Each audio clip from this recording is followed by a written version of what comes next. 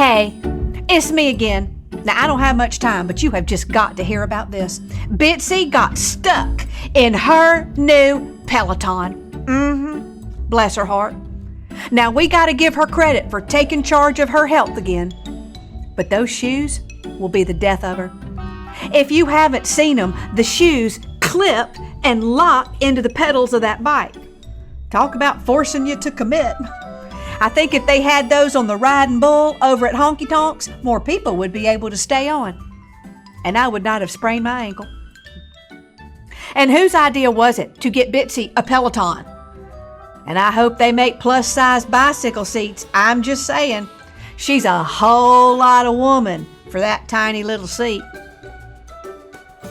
We were sure she wouldn't make it through a minute of a class, but we did not know about Cody, the instructor with the tight abs and the delicious smile, who could make any lazy woman rethink exercise.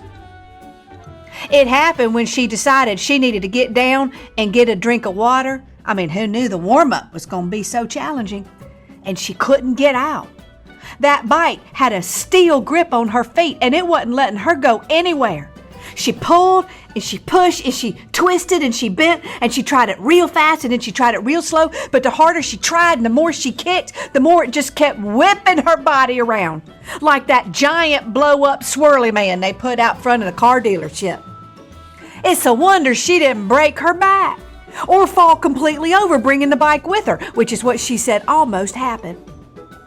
And I bet that instructor would have kept right on pedaling and telling her to raise the resistance. They can be quite brutal that way. Luckily, she had her phone with her and she could call 911. Somebody should have warned the EMTs that in the struggle, a few body parts had escaped Bitsy's tightly fitting leotard that apparently had been working the hardest that day and should get the high score on the leaderboard for trying to hold everything in. It took 3 men to get her out, and a good bit of discussion over how to disable these locks until one bright bulb finally said, what if we just take her feet out of the shoes instead of the shoes out of the bike? And everybody stopped and stared and tried to say they were thinking the same thing. And so with one push and a pull, they extricated Bitsy from the shoes in that perilous situation.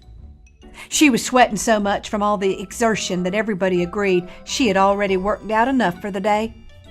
I heard tomorrow she's taking a body pump class, so we got the fire department on standby. There's just some bodies that don't need to be pumped, in my humble opinion. We all had bets placed that Bitsy would have given up by now, but we all underestimated the power of Cody.